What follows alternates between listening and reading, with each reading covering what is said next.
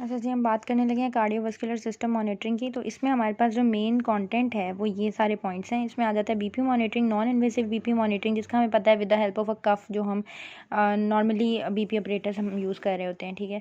Non invasive BP monitoring है। Invasive BP monitoring में हमें जो है कैन्यूला इंसर्ट करना पड़ता है हमें परक्यूटेनियसली, ठीक है। इसके बारे में हम बाद में बात कर लेंगे। इलेक्ट्रो कार्डियोग्राफी जो है वो भी हम कर सकते हैं, ठीक है। सेंट्रल वेनस प्रेशर मॉनिटरिंग करेंगे, पल्मोनरी आर्टरी कैथेटराइजेशन करेंगे और कार्डियक आउटपुट मॉनिटरिंग करेंगे, ठीक है। सबसे पहले हम बीपी मॉनिटरिंग देख लेते हैं, ठीक है। अच्छा जी, यहाँ पे हम कहते हैं systolic artery pressure is peak blood pressure which is generated during systolic contraction. ये हमें पता है। डायस्टोलिक ब्लड प्रेशर जो है वो डायस्टोलिक रिलैक्सेशन के टाइम पे मेजरमेंट हम ले रहे होते हैं, ठीक है। पल्स प्रेशर क्या होता है, which is equal to SBP minus DBP, ठीक है। यानी diastolic blood pressure minus systolic blood pressure gives us pulse pressure, ठीक है।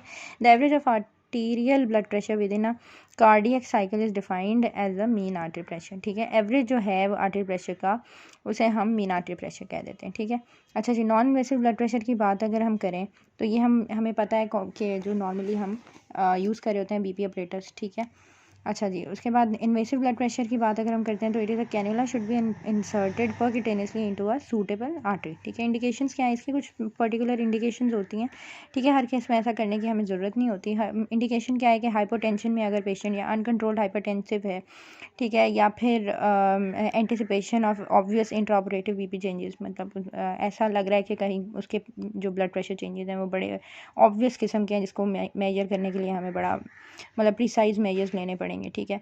तो सिवियर कोई एग्जिस्टिंग डिजीज़ है उसकी, ठीक है, need of precise intraoperative blood pressure control या फिर need for multiple blood gas analysis, ठीक है। इन सब केसेस में हम जो है इन्वेसिव ब्लड प्रेशर मॉनिटरिंग की तरफ जाते हैं, ठीक है जी। तो हमें पता है कि जो भी इन्वेसिव प्रोसीजर्स होते हैं उनके कोई ना कोई कॉन्ट्रा इंडिकेशन ज़रूर होते हैं और साथ ही साथ उनके कॉम्प्लिकेशन भी ज़रूर होते हैं। तो यहाँ पे हम इन्वेसिव ब्लड प्रेशर मॉनिटरिंग के जो कॉन्ट्रा इंडिकेशन और कॉम्प्लिकेशन हैं उनको ज़रा देख लेते हैं एक नज़र, ठीक है। कॉन्ट्रा इंडिकेशन इसके क्या है कि pre existing vascular disease, definitely आपने जो आपने कैनुला डालना है, आपने ब्लड वेसल के अंदर डालना है, ठीक है। तो आपके अगर किसी बंदे को ऑलरेडी कोई वास्कुलेचर का प्रॉब्लम है तो उसके साथ हम ये नहीं करेंगे, ठीक है। फॉर एग्जांपल एक जो बड़ी ऑब्वियसली इसकी और बड़ी आसानी से समझ में आने वाला एक इसका कॉन्ट्रा इंडिकेशन है वो है रेनॉल्ड्स फिनोमिना। डेफिनेटली अगर किसी बंदे को रेनॉल्ड्स फिनोमिना है तो उसके जो ब्लड वेसल्स हैं वो इतने अच्छे काम नहीं कर रहे डेफिनेटली कि आप उसके अंदर जो है कैनुला इंसर्ट कर दें, और वो भी बीपी मेजरमेंट के लिए, ठीक है। वहाँ तो खून जा ही नहीं रहा होगा, ठीक है। अच्छा, the arteries without sufficient collateral blood flow, वही बात आ गई जी। अच्छा जी, उसके बाद कॉम्प्लिकेशंस देख लेते हैं। तो हीमाटोमा बन सकता है, ठीक है, बड़ा ऑब्वियस है, जहाँ पे ब्लड आए वहाँ पे हीमाटोमा कॉम्प्लिकेशन, मतलब हीमाटोमा तो आ ही सकता है, ठीक है।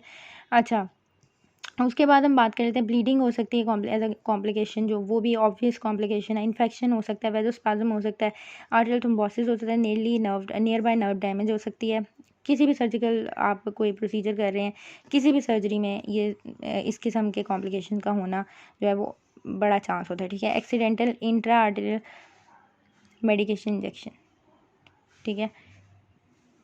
उसके बाद हम बात कर लेते हैं इकोकार्डियोग्राफी की। तो इकोकार्डियोग्राफी जो है हमें पता है लीड 2 जो है वो हमें डिसरिथमियाज और इन्फीरियर मायोकार्डियल इन्फाक्शंस के बारे में इंफॉर्मेशन दे रही होती है, और लीड V5 जो है वो हमें बता रही होती है basically anterior and lateral wall के इस्कीमिया के डिफेक्ट्स के बारे में, ठीक है।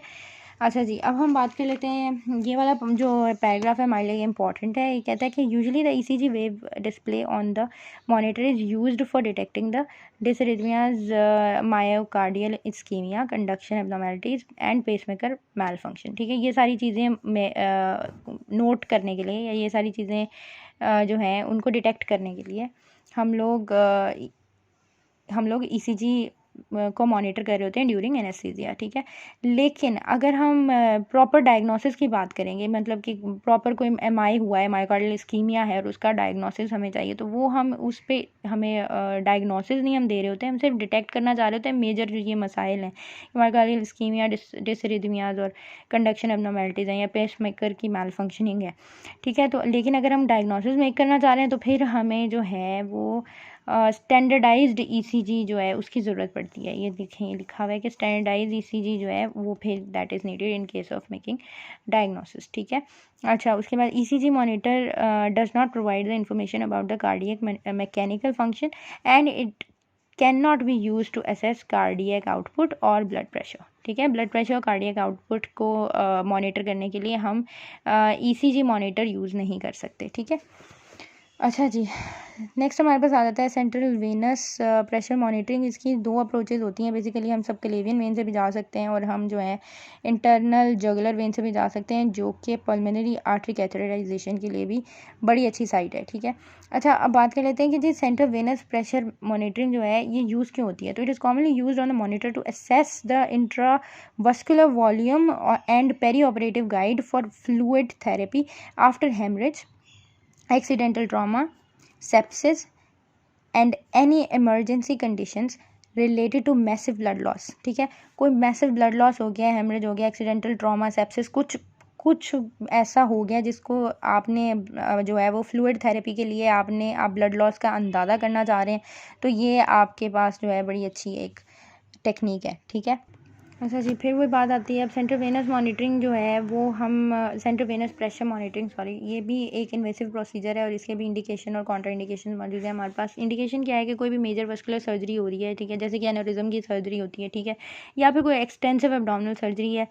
Central venous catheter can also be use for infusing IV fluid for dilution in the central circulation, ठीक है, इन द सेंट्रल सर्कुलेशन। तो मतलब कि आप इसके थ्रू जो है डेफिनेटली IV फ्लूइड भी दे सकते हैं, ठीक है। उसके बाद हम बात कर लेते हैं कॉन्ट्रा इंडिकेशंस की। तो दो कॉन्ट्रा इंडिकेशंस हमारे पास मौजूद हैं। पहली हमारे पास आती है रिकरेंट सेप्सिस। किसी बंदे को रिकरेंट सेप्सिस हो रहा है तो उसमें हम जो है सेंट्रल वेनस प्रेशर को मॉनिटर नहीं करते, और हाइपर कोएगुलेशन स्टेट में है अगर कोई, तो तब भी हम जो है ये नहीं करते मामला, ठीक है। पल्मोनरी आर्टरी कैथेटराइजेशन जो है ये एक और तरीका है। इसमें आप क्या कर सकते हैं, it enables to measure the right heart pressure, ठीक है, right heart pressure, pulmonary artery occlusion pressure, अच्छा ठीक है, पल्मोनरी आर्टरी ऑक्लूजन प्रेशर जिसे हम PAOP भी कहते हैं, ठीक है। POP mix venous blood saturation of oxygen, ठीक है, इसको हम SMVO2 भी कहते हैं। Continuous cardiac output, right ventricular ejection fraction and right ventricular and diastolic volume, ठीक है। तो ये सारी चीज़ें हमें इससे पता चल रही होती हैं, ठीक है। अब इसकी भी रिलेटिव कॉन्ट्रा इंडिकेशंस और कॉम्प्लिकेशंस देख लेते हैं, ठीक है। रिलेटिव कॉन्ट्रा इंडिकेशंस जो हमारे पास पल्मोनरी आर्टरी कैथेटराइजेशन के लिए मौजूद हैं वो ये हैं कि left bundle branch block patients जो हैं उनमें हम इस सर्जरी को इस प्रोसीजर को नहीं करते। वो पेशेंट्स यानी LBBB के पेशेंट्स जिनको हमने प्लान किया हो कि ट्राइकस्पिड या पल्मोनरी वाल्व रिप्लेसमेंट के लिए, उन पेशेंट्स के अंदर हम ये परफॉर्म नहीं करते।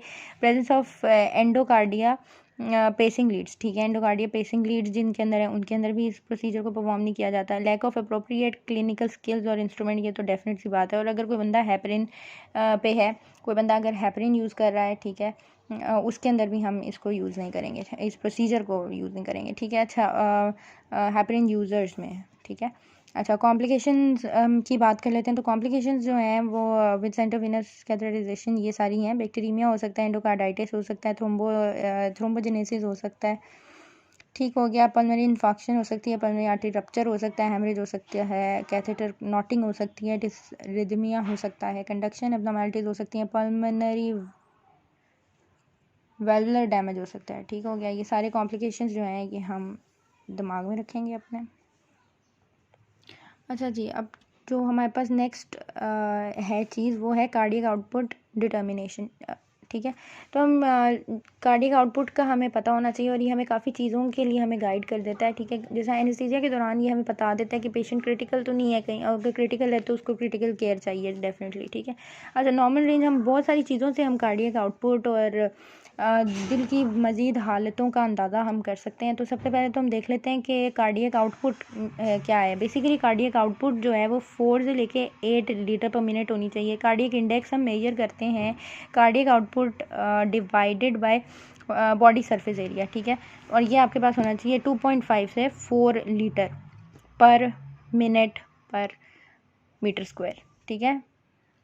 उसके बाद हमारे पास स्ट्रोक वॉल्यूम है, तो ये हमारे पास 60 से 100 होना चाहिए, और इसको हम मेजर करते हैं स्ट्रोक वॉल्यूम को cardiac output divided by number of beats, ठीक है। और स्ट्रोक वॉल्यूम इंडेक्स जो है इसको हम मेजर करते हैं stroke volume divide by body surface area, और इसकी नॉर्मल वैल्यूज़ आपके पास होनी चाहिए 33 से 47, ठीक है।